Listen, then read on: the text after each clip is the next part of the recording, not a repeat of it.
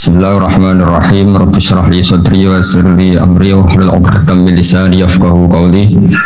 Allahumma shalli wa sallim wa barik ala sayyidina Maulana Muhammadin wa ala alihi wa sahbihi ajmain.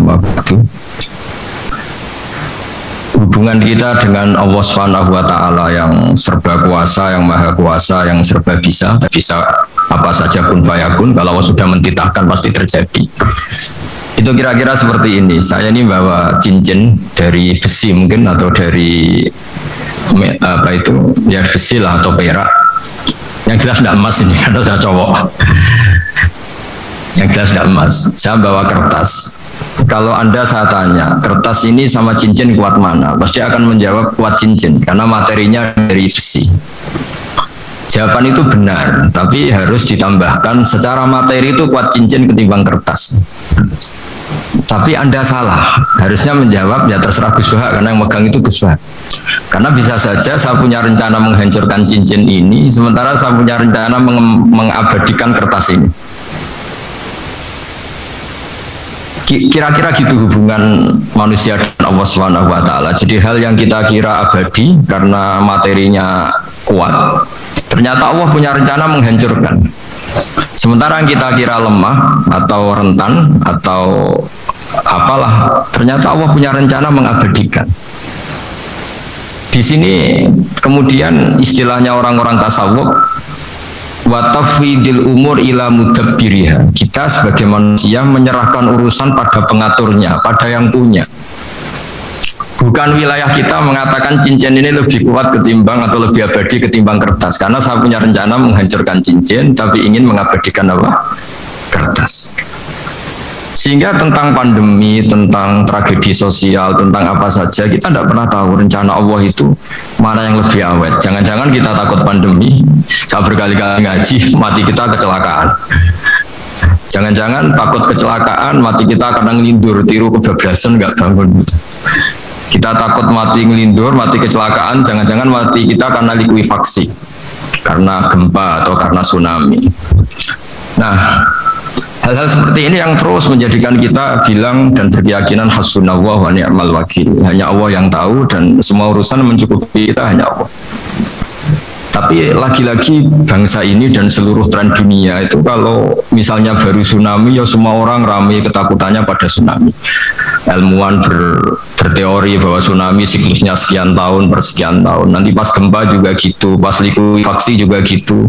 Nanti kalau mudik mungkin ketakutan orang sama kemacetan sama macam-macam lah. Takut kecelakaan laka di jalan dan sebagainya. Sehingga sebelum ngaji ini lebih jauh, pastikan bahwa tidak dalam wilayah kita mengatakan bahwa cincin ini lebih abadi, lebih awet ketimbang kertas. Tapi kita harus menjawab secara materi cincin itu lebih awet ketimbang kertas. Tapi secara hakikat ya terserah yang mengendalikan, terserah yang punya rencananya apa. Nah, di sini pentingnya ngaji. Karena dari ngaji itu kita akan kembali ke ma'rifatullah, ngerti Allah yang sebenarnya. Sebab itu di surat Isra disebut pada akhirnya ngaji itu apa? Subhanalladzi asra bi 'abdihi lailan minal masjidil haram ilal masjidil aqsa alladzi barakna haulahu.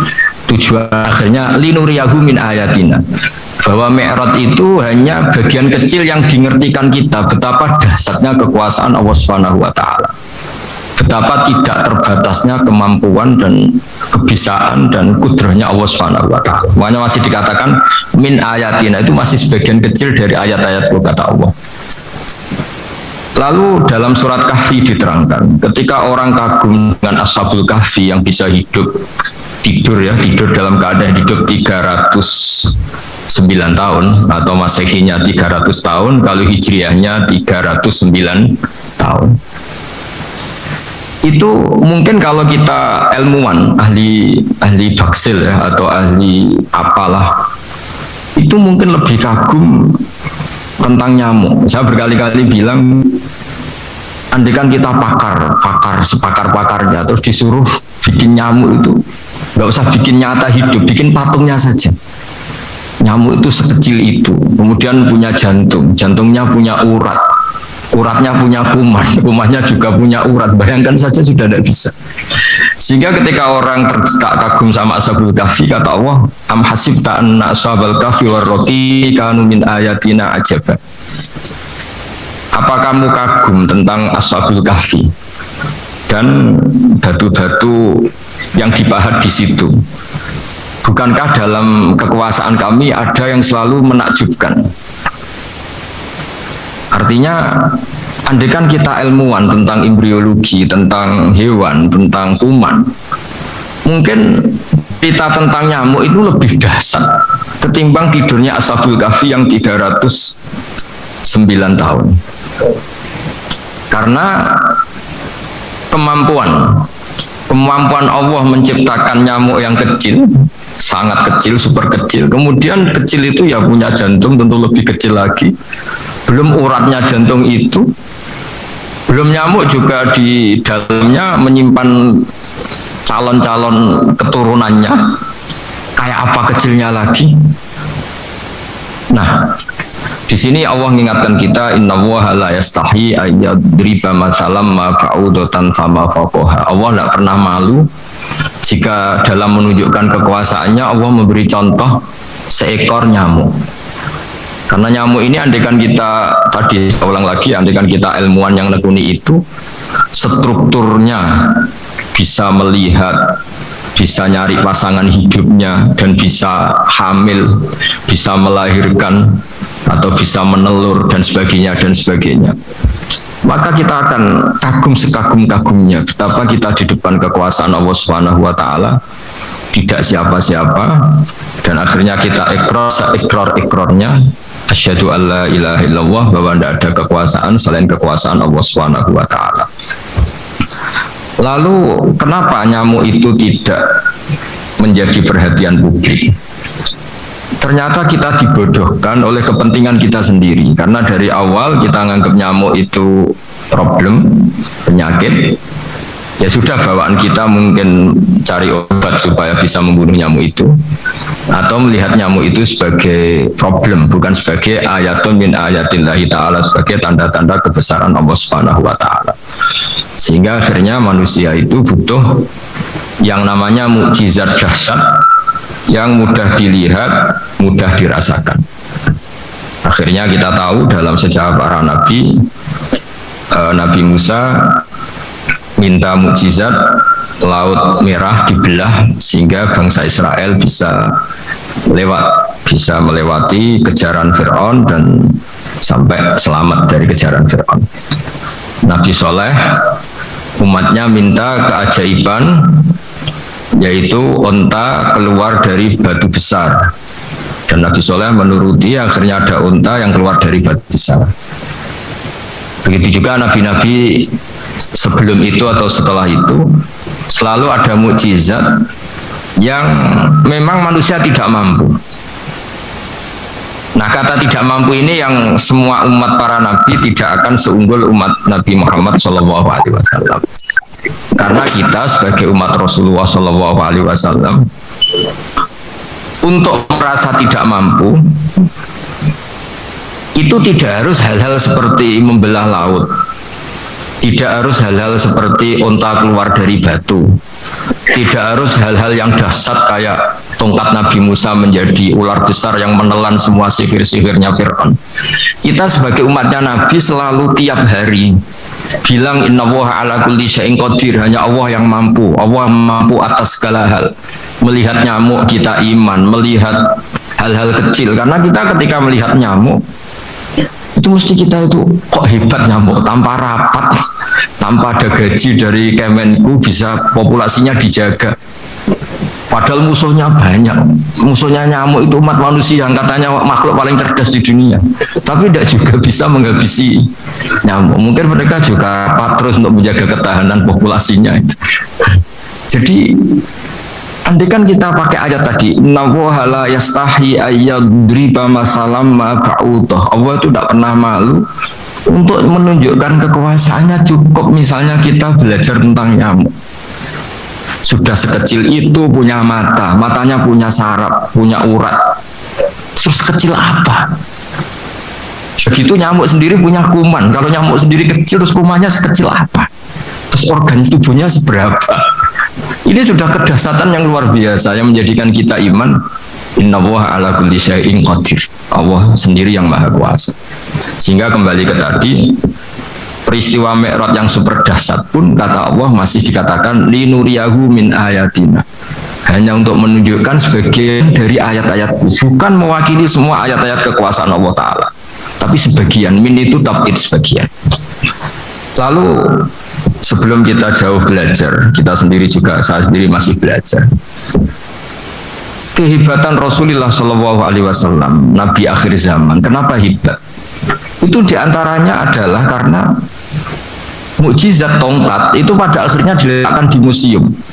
Orang melihat terus gaya-gayanan kuat ke Turki atau bisa melihat langsung di museum.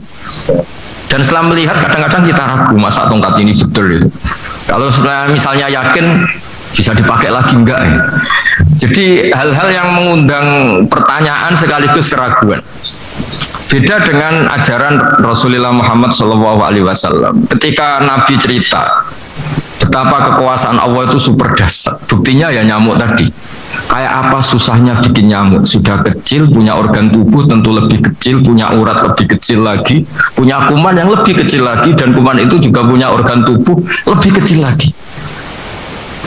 Itu mbok kamu tidak usah ke Turki, kamu hidup di kampung, di pedalaman, sudah menyaksikan Anallaha ala kulli syai'in qadir, bahwa Allah itu maha kuasa. Nah, ngaji bareng ya, ngaji seperti ini. Saya termasuk kiai yang selalu berkampanye supaya orang ikrar seikrar-ikrarnya bahwa kita ini di tangan Allah Subhanahu wa Ta'ala. Akhirnya kita tahu, ternyata orang yang kita kira menderita karena fisiknya, ternyata kadang lebih bahagia. Karena Allah bisa mengalihkan pikiran untuk positif. Saya berkali-kali guyon di depan para tamu. Saya pernah punya tamu itu perempuan nggak cantik miskin lagi. Ini nyata ya, Gus doakan supaya suami saya kaya. Terus saya bilang, memangnya kalau sudah kaya ngapain itu? Ya paling tidak rumah saya diganti, mobil saya diganti. Tapi nanti akhirnya evaluasi Anda juga ingin diganti gitu. Karena setelah rumahnya mewah, pakai mobil mewah, pasti yang dievaluasi bukan rumah dan mobil, tapi Anda. Kok nggak pas ya? Oh, wajah gini di rumah saya gitu. Kok nggak pas wajah gini di mobil mewah. Akhirnya ibu-ibu tadi sudah nggak jadi. Lalu saya ulang lagi. Jadi logika itu bisa pakai analogi. Analoginya tadi, salah Anda kalau mengatakan cincin ini lebih kuat ketimbang kertas. Yang benar adalah secara materi ini lebih kuat ketimbang kertas.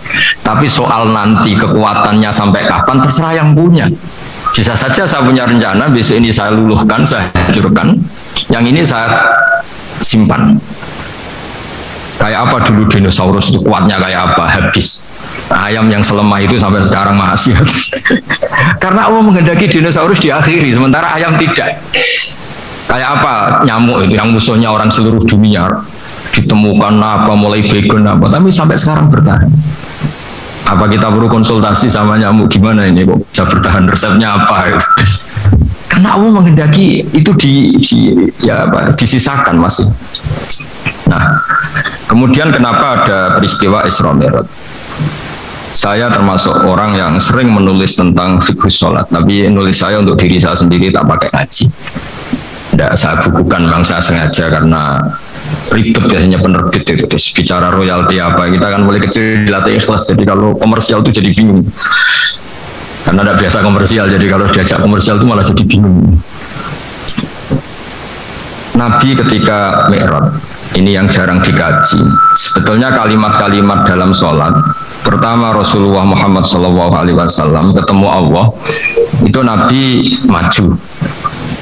Maju ini Jibril sebenarnya mau ikut, karena Nabi bilang, ya Jibril jangan tinggalkan saya sendiri. Terus kata malaikat Jibril, sudah makam saya sampai sini, kelas saya sampai sini aja. Tidak, kamu harus temani saya.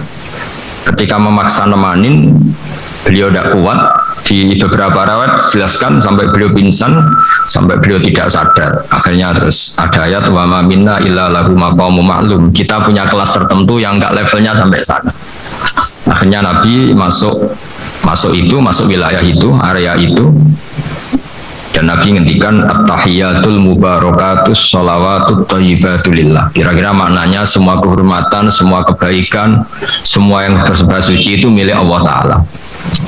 Lalu Allah menjawab, Assalamu alayka ayyuhan nabiyyu wa rahmatullahi wa barakatuh. Bahwa kamu Muhammad mendapat salam dari saya, mendapat semua kehormatan, semua keselamatan. Kemudian Nabi itu karena sebagai hamba yang tidak egois, tidak ingin kalau nikmat dirasakan sendiri, tidak ingin kalau sedang senang beliau sendiri yang merasakan, beliau ngendikan Assalamu alayna wa ala ibadillahi sholihin. Ya Allah, tolong bahwa status selamat itu tidak hanya milik saya, tapi milik siapa saja yang soleh. Soleh itu ya sesuai kelas masing-masing. Setelah itu para malaikat melihat kebaikan Nabi yang seperti ini, melihat mentalnya atau keinginannya yang luar biasa untuk baik kepada semua orang, wa ala ibadillahi sholihin. Terus malaikat saat itu rame-rame bersaksi asyhadu alla ilaha illallah wa asyhadu anna muhammadar rasulullah. Catatannya apa di sini? Bahwa ternyata kesaksian tentang syahadat itu dimulai rasa tidak egois. Merasa bahwa rahmat ini harus dirasakan semua orang. Wa ma arsalnaka illa rahmatan lil alamin. Jadi rahmat ini harus dirasakan banyak orang. Kita tahu misalnya Islam melarang narkoba misalnya. Memang narkoba itu mengganggu. Hampir semua kecelakaan rata-rata faktor supir itu narkoba. Begitu juga pembunuhan yang sadis, rata-rata efek dari pengaruh narkoba. Sehingga Islam keras sekali tentang narkoba. Dan alhamdulillah di Indonesia ditangani BNN yang sangat serius melawan narkoba. Nah, keputusan Islam melarang narkoba itu keputusan yang luar biasa, menjadi berkah bagi semua. Begitu juga keputusan Islam tentang melarang zina, melarang perbudakan, melarang penipuan. Dan Islam mendukung misalnya gerakan nikah, gerakan adil, gerakan keseimbangan dan kemanusiaan. Sehingga agama ini akan dinikmati siapa saja karena ajarannya. Agama ini bisa nikmat, itu solusinya gampang menurut Rasulullah, yaitu sholat. Nabi itu kalau pusing menghadapi banyak hal, itu mesti keluar masuk, terus tanya sama istrinya, kapan waktunya sholat, kapan Bilal datang. Dulu kalau mau waktu sholat, Bilal datang ngetok pintu Nabi, ya Rasulullah sekarang waktunya sholat. Itu Nabi membahasakan sholat itu unik. Ini tentang Mi'raj ya, karena hasilnya ya sholat tadi. Arifna ya Bilal. Arifna itu tolonglah bikin nyaman saya dengan sholat.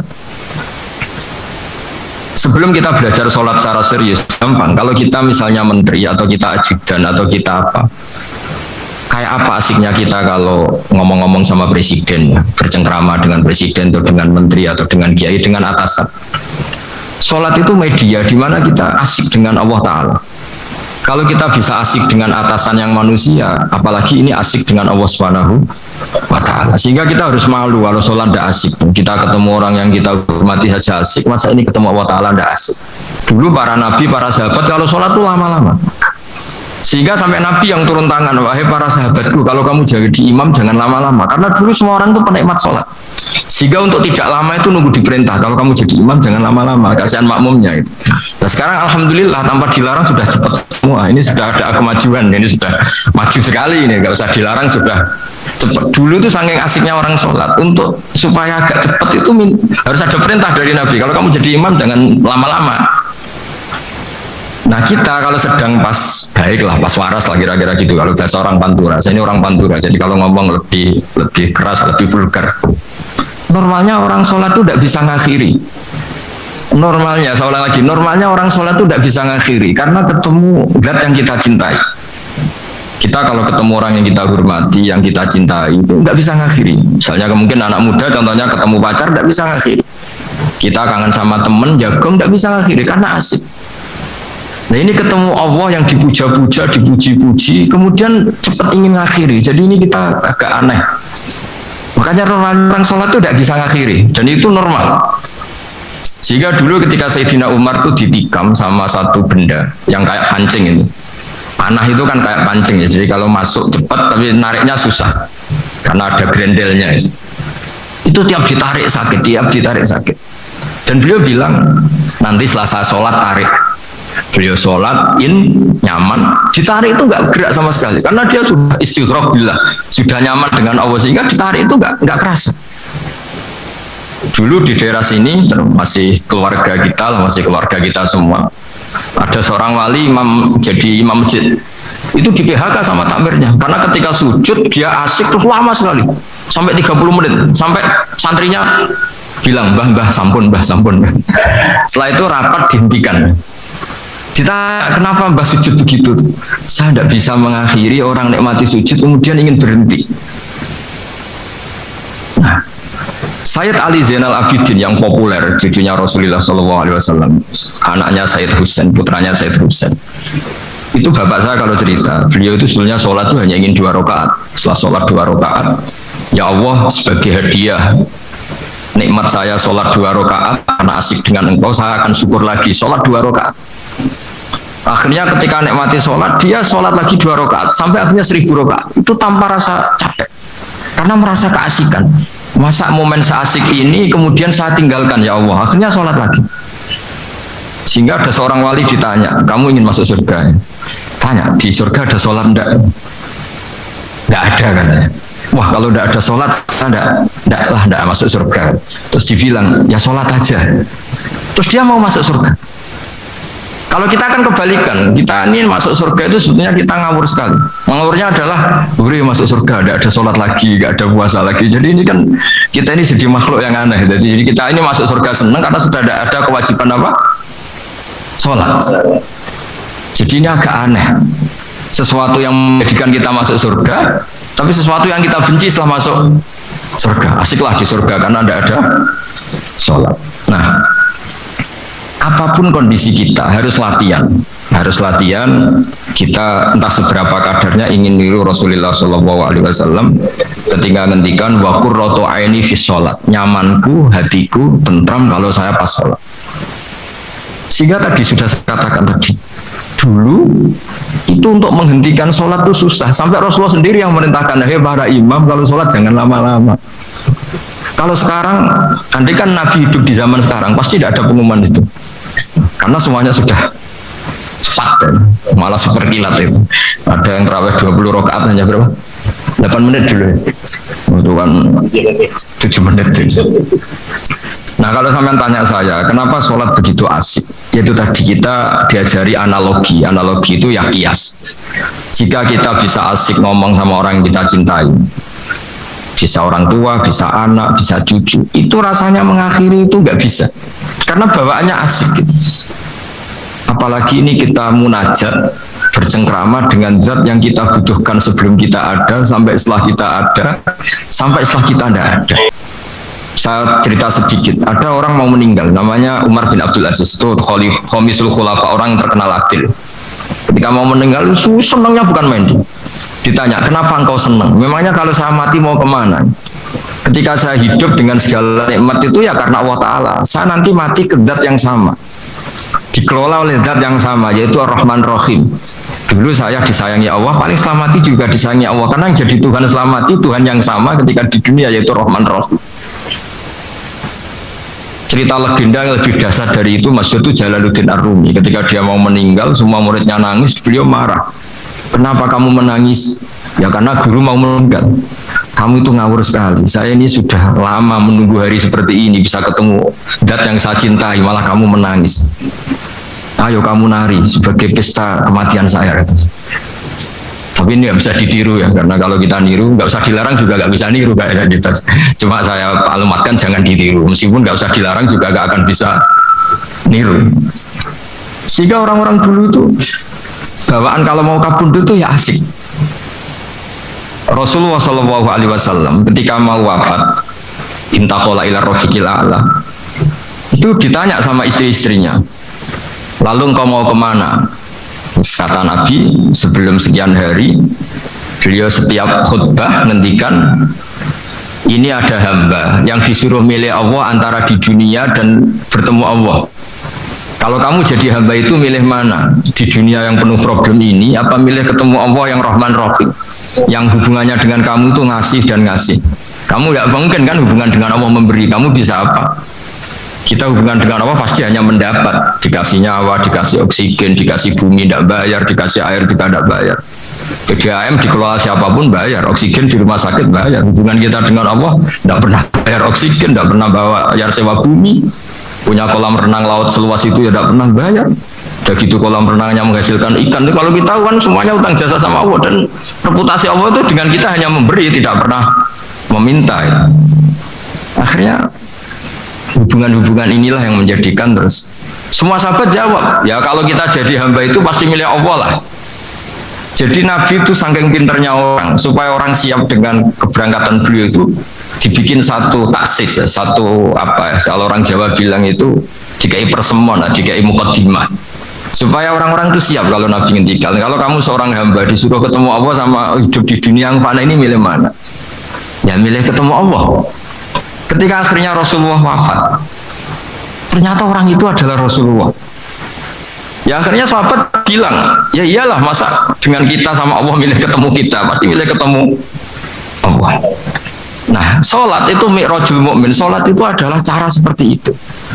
Kita manja dengan Allah meskipun dengan segala problem, ketika i'tidal kita tetap memaklumatkan Rabbana lakal hamdu mil'us samawati wa mil'ul ardi wa mil'u ma syi'ta min syai'in ba'du. Engkau zat yang selalu layak dipuji di langit maupun di bumi. Dan langit bumi ini karena terbatas masih ditambahi wa mil'u ma syi'ta min syai'in ba'du. Dan seluas apa saja engkau kehendaki. Apapun hebatnya langit bumi ini tetap terbatas, ada ruang dan waktu. Maka ditambahi wa mil'u ma syi'ta min syai'in ba'du, dan segala puji ini memenuhi semua yang engkau kehendaki. Saya berkali-kali bilang kalau hubungan dengan Allah nyaman, caranya gitu. Kalau kita sakit, bayar oksigen. Kalau kita butuh air, bayar PDAM. Allah itu tidak pernah nyuruh kita bayar. Apa saja hubungan dengan Allah. Nah, sholat itu maklumat bahwa kita apapun problemnya, alhamdulillah rabbil alamin. Kita maklumatkan terus bahwa kita bersyukur. Lalu kita Rabbana lakal hamdu. Saya ini kan kalau kiai ya, kiai itu apa ya? Saya pernah di Jogja pas gempa. Ya, orang-orang ya susah. Saya ini caranya susah saja sampai tidak tahu, karena bukan karena sombong ya, karena ya mau apa gitu. Memang nggak bisa apa-apa kan, kita manusia. Jadi saya mohon sholat ini jadi media yang luar biasa. Jadi di antara makalah Imam Syafi'i paling terkenal itu fasihan idama kana fi dzikri rabbih wa fi ma siwahu kana fin nasi ajama. Orang baik itu orang yang fasih. Fasih itu lantang dan cerdas dan vulgar dan nyaman ketika ngomong tentang Allah. Sholat itu semua hubungan kita ngomong dengan Allah. Misalnya kabira walhamdulillah kabira, hanya engkau yang maha besar ya Allah. Orang yang katanya terkuat di dunia karena presiden superpower misalnya, nyatanya waya mati ya mati, kalau nggak makan lemes. Jadi orang kita sadar, yang katanya orang terkuat paling hebat, kalau nggak makan lemes. Artinya ternyata hanya sekuat itu. Dia bisa instruksi seluruh dunia misalnya untuk apa ya. Tapi coba apa dia kuat nggak makan 2 hari. Makanya hikmah puasa itu orang tahu. Ternyata makhluk yang paling mulia itu manusia. Kalau nggak makan nasi 1 piring itu ya mati. Berarti hidup nasi sama manusia. Nanti kalau nasi bilang saya tidak butuh kamu, tapi kamu butuh saya, itu habis kita sudah. Makanya ketika ada orang yang mempertuhankan manusia, itu Allah cara menafikan itu hanya bilang kana yakulani to'am.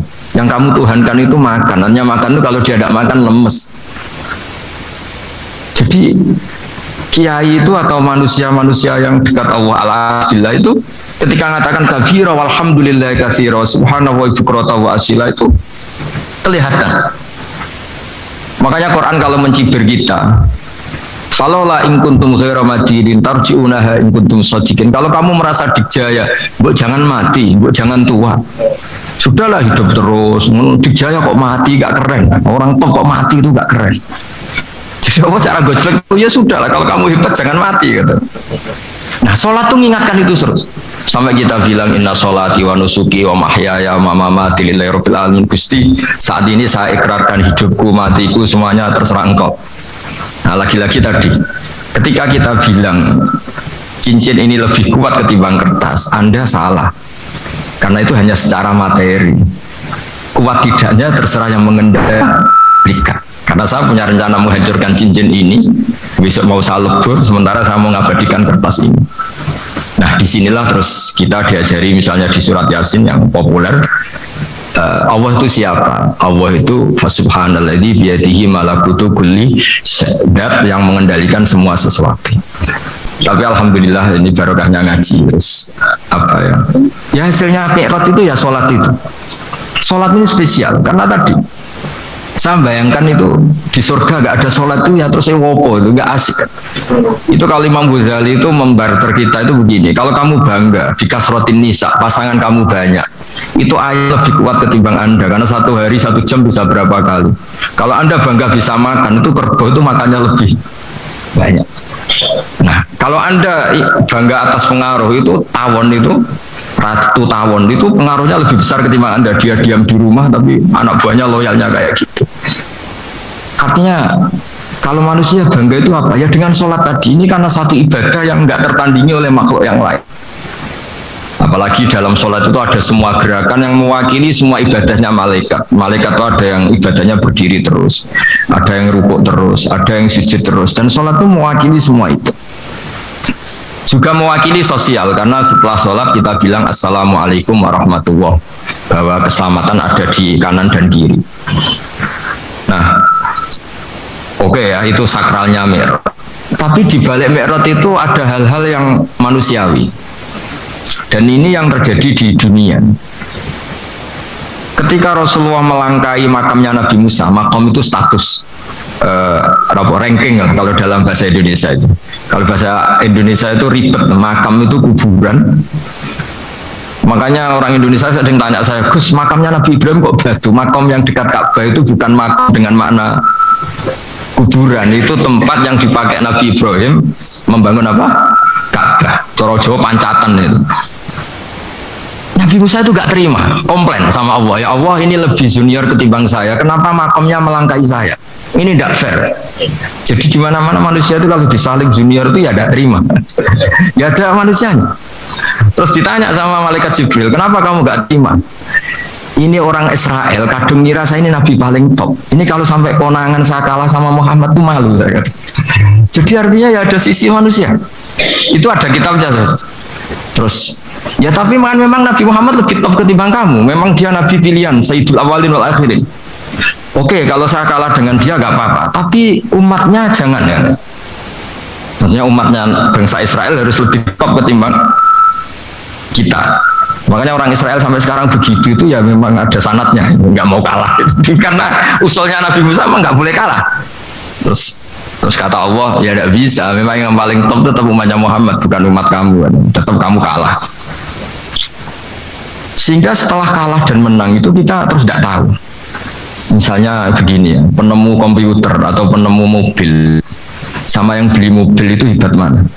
Kalau bicara keilmuan ya hebat penemunya. Tapi kalau bicara kapitalistik, sudah bikinkan mobil yang mewah gini-gini, nanti tanggal ini jadi ya. Hebat mana yang nyuruh sama yang disuruh? Kalau logikanya pakai gitu. Hebat mana yang nyuruh sama yang disuruh? Artinya kamu milih jadi mana? Penemu mobil, hebat kan? Tapi terus sama orang kaya diminta, bikinkan ini, speknya seperti ini, selesai gini. Hebat mana? Nyuruh sama disuruh? Menyuruh. Tapi yang nyuruh tidak bisa bikin mobil, yang disuruh bisa. Pinter mana? Pinter yang disuruh. Tapi pertanyaannya, wong bisa nyuruh ngapain bikin sendiri? Pinter mana? Ini mohon maaf karena di sini banyak orang nggak jelas-jelas juga. Artinya terus subjektivitas manusia ini tetap ada gitu. Kalau bisa beli ngapain bikin gitu. Tapi kalau bisa bikin ngapain beli. Nah mungkin perdebatan di kementerian atau di yayasan atau di kampung-kampung atau di apa mesti begitu. Dan itu di Mi'raj juga digambarkan bahwa antar nabi ini ya ada kompetisi, wa fi dzalika falyatanafasil mutanafisun. Tapi bedanya nabi dengan kita itu satu.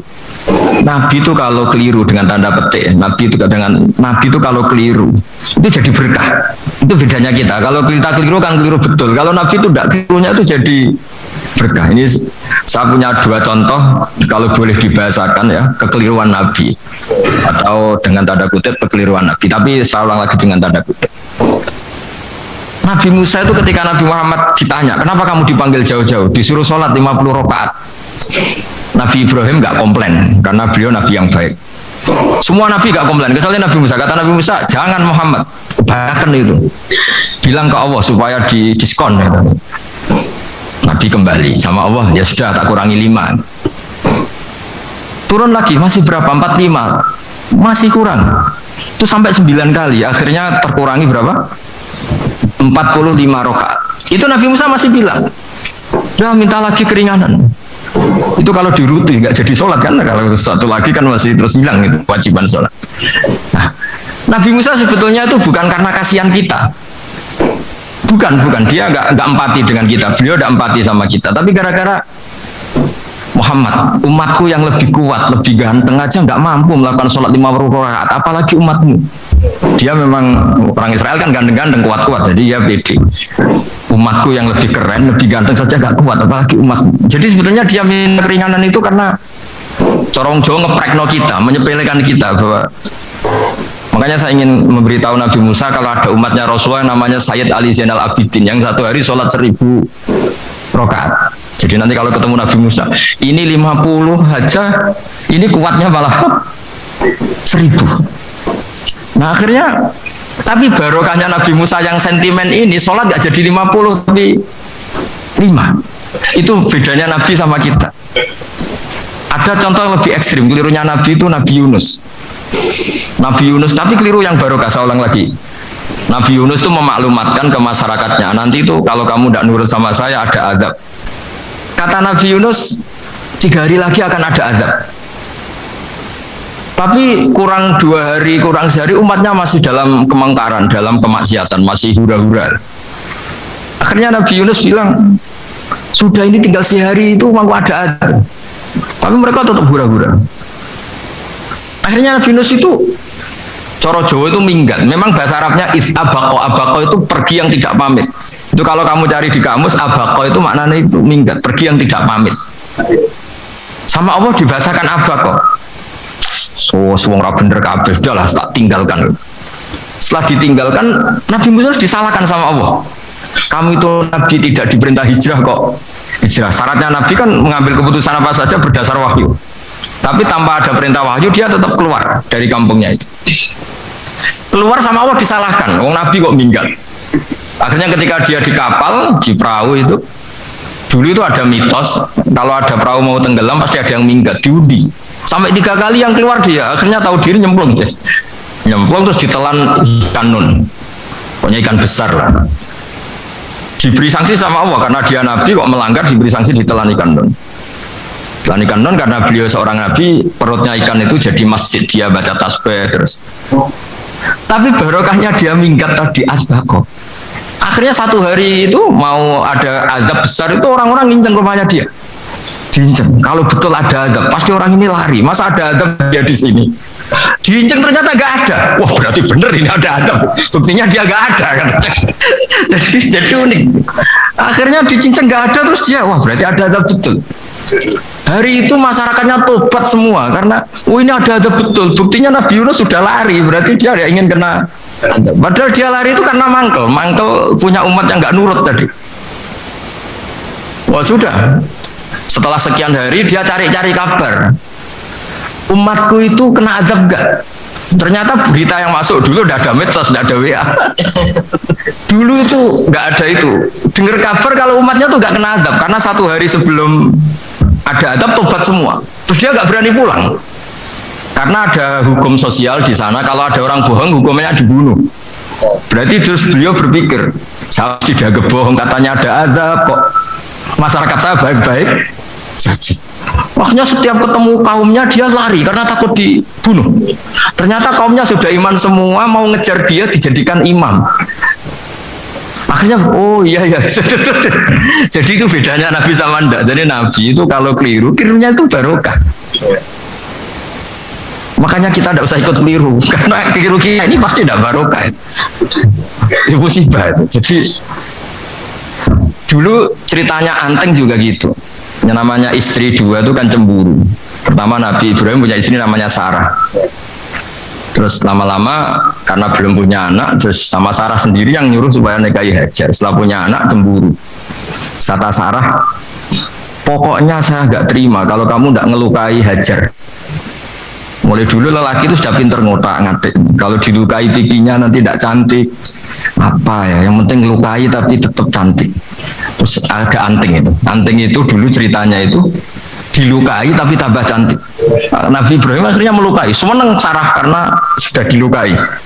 Ternyata barokahnya dilukai itu jadi Anting yang mempercantik perempuan. Padahal melukai istri itu kan tidak boleh.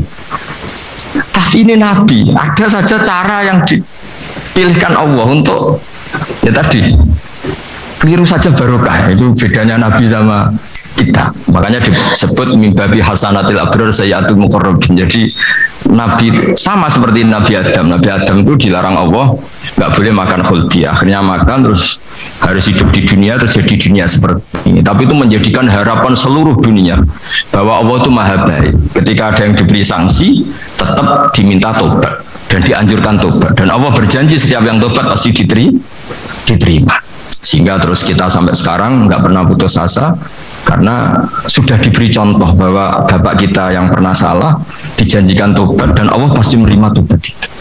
Jadi ini bedanya kita dengan Nabi. Jadi semoga lewat pengajian ini atau ngaji bareng ini kita tahu lah, kalau kita ahli astronomi atau ahli meteorik mungkin takut kita kejatuhan meteor, kalau ahli gempa mungkin takut lempengan kita gini terus gempa, kalau ahli tsunami takutnya tsunami, kalau ahli sosial takut chaos, mungkin yang ahli perbankan takut ras. Jadi kalau nuruti takut itu ya takut lah, tapi cobalah kita iman lagi, adalah punya hasbunallah wa ni'mal wakil, ya sudah, Indonesia pasti akan baik-baik saja dan kita akan selalu berharap dengan kecerdasan, dengan ikhtiar, tapi kita akan selalu berdoa kepada Allah Subhanahu wa taala.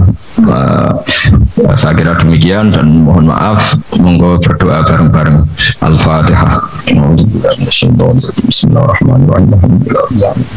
Ar-Rahman Ar-Rahim Maliki Yaumiddin ya Rabbil Alamin Shiratal Mustaqim Shiratal ladzina an'amta 'alaihim ghairil maghdubi 'alaihim waladdallin. Bismillahirrahmanirrahim. Nahmaduka ya wali wa hamidu wa salli wa sallim wa barik ala sayyidina Muhammad wa ala alihi wa barik wa sallam asma'in wa salli ala anbiya'ika rusulika asma'in. Allahumma ij'alna ya wa ahla baldatina aminina mutma'innina alladzina la khaufun 'alaihim wa la hum yahzanun waj'alna salimin wa min mu'afin min kulli bala'in dunyal akhirah waj'al ya Allah salamatan yusla biha kitabukal karim wa salamatan ya Allah nazkuruka katsiran fi sholatina wa siyamina ya Allah wa taj'alana ya Allah mimman ya'buduka mimman yarjuka mimman yakhafu Allahumma ya ij'al hadhil baldatan thayyibatan mubarakah baldatun thayyibatun wa ghafur bi haqqi tatabi alaika wa na'maika ya Allah wa nahnu nasku ilaika ya Allah du'fana ya Allah wa qillata halatina fa'adrikna ya Allah daiman wa fi kulli hal bi alaika wa na'maika hatta nakuna ya wa salimin mu'afin min kulli bala'id dunyal akhirah. Rabbana atina fid dunya hasanah fil akhirati hasanah wa qina adzabannar. Sallallahu alaihi wasallam Muhammad sallallahu alaihi wasallam. Subhana rabbika rabbil izzati amma yasifun wa salamun alal mursalin.